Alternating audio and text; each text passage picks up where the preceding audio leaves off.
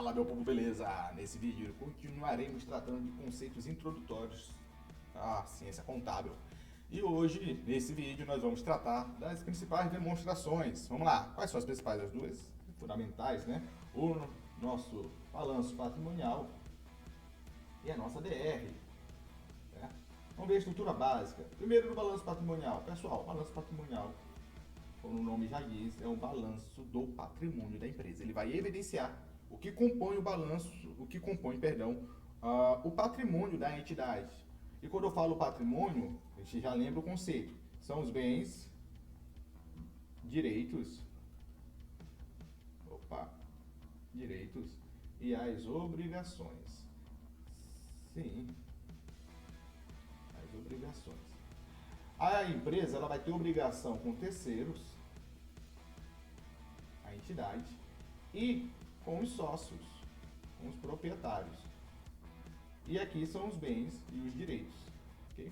Aí, novamente, destacando, obrigações é a origem desse patrimônio e os bens e os direitos, a aplicação desse patrimônio.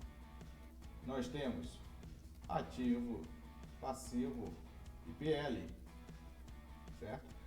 Ativo e passivo dividido em dois grupos maiores, em dois grupos menores, né?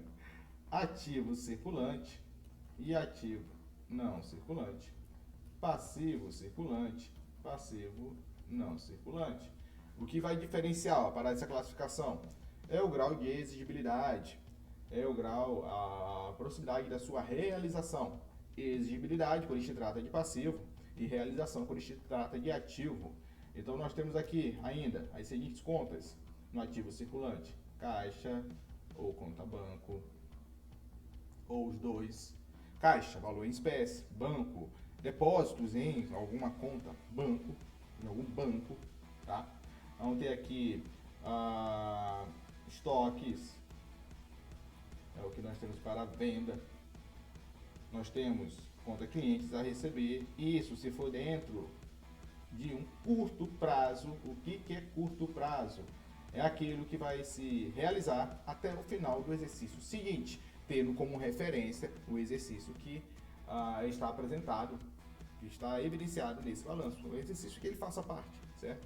Por exemplo, esse balanço ele foi apresentado em 31/12 de X1 de 2021, vamos imaginar.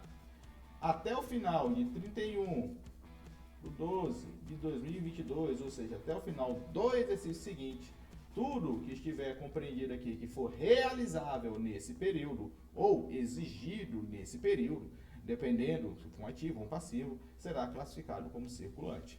O que passar, o que tiver sua data de vencimento posterior a essa data, por exemplo, aqui dia 5/1 de 2023, já seria classificado no não circulante, no caso do ativo não circulante ou do passivo não circulante. Do ativo não circulante, realizável a longo prazo. Temos ainda os INS, que é o imobilizado, investimento e intangível, certo? Lembrando que o imobilizado, obrigatoriamente, ele tem que ter estrutura física, ou seja, ele tem que ser tangível, tá? Investimento são participações societárias em outras entidades. E o intangível, ele tem o mesmo conceito que o do imobilizado. É aquilo que a empresa usa para ganhar dinheiro, só que ele não tem estrutura física,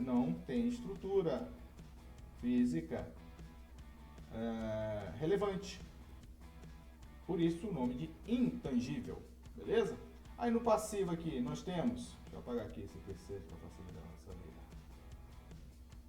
No passivo nós temos fornecedores,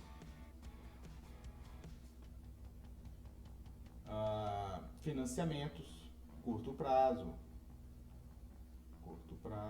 e passivo não circulante, financiamento, longo prazo. Claro, isso é o que minimamente vai ter dentro de um balanço patrimonial, mas pode ter menos contas dessas aqui, não em sua totalidade, assim como poderia ter toda essa totalidade de outras contas, mas para fins de contabilidade introdutória, tendo essa noçãozinha aqui já é mais que o suficiente. Aqui no PL, nós vamos ter o capital social, as reservas. Se tem o nome de reserva, é do PL, não interessa qual seja o sobrenome. E o resultado acumulado. Resultado acumulado é porque ele pode ter um lucro acumulado de exercícios anteriores, não é somente o lucro daquele exercício, beleza? Então, aqui no nosso balanço patrimonial, nós vamos ter as chamadas contas patrimoniais. Contas patrimoniais. Ou seja, elas vão evidenciar o patrimônio da empresa, certo? Seja a origem ou a aplicação. Quando não for uma conta patrimonial, quando for a chamada conta de resultado, o que é uma conta de resultado? É uma conta que vai impactar no resultado do exercício, resultado econômico, se vai ter lucro ou prejuízo. Aí nós vamos evidenciá-las na DR. Basicamente são o quê? As receitas e as despesas. Ok? Receitas e despesas. Qual que é a estrutura básica da DR? Nós começamos com a receita bruta. Depois nós vamos para a receita líquida. Resultado bruto. E depois resultado líquido. Certo? Antes do imposto de contribuição social de renda e da contribuição social sobre o lucro líquido. Tá? Beleza, vamos lá. O que nós podemos extrair aqui? Da receita bruta para a receita... detalhe.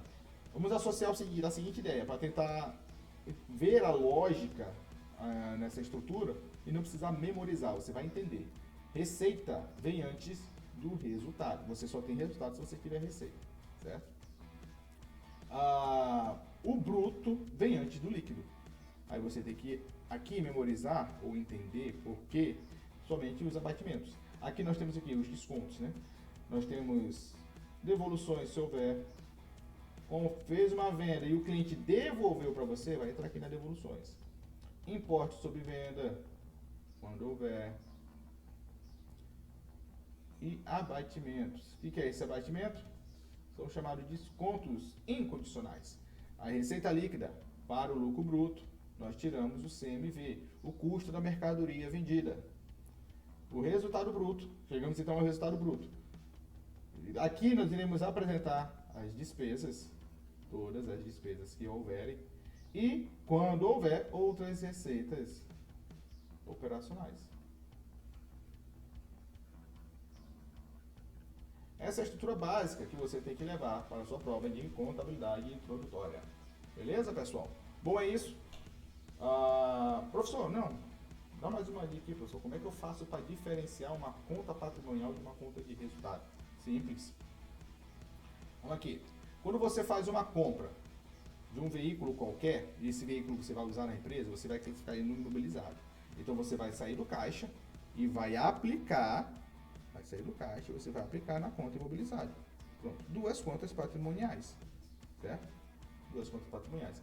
Quando você começa a usar esse veículo, ele vai depreciando, ou seja, ele vai desgastando. Nós temos também técnicas contábeis para poder registrar esse desgaste natural resultante do uso desse veículo.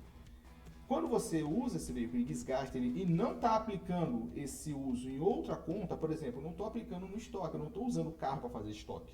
Então esse gasto é o que é natural, você vai reconhecer como uma despesa, porque ele não vai ser evidenciado em outra conta aqui no balanço patrimonial. Porque você não está construindo outra coisa com ele, você está gastando, porque você precisa gastar para executar a atividade da sua empresa, certo? Outra, salários.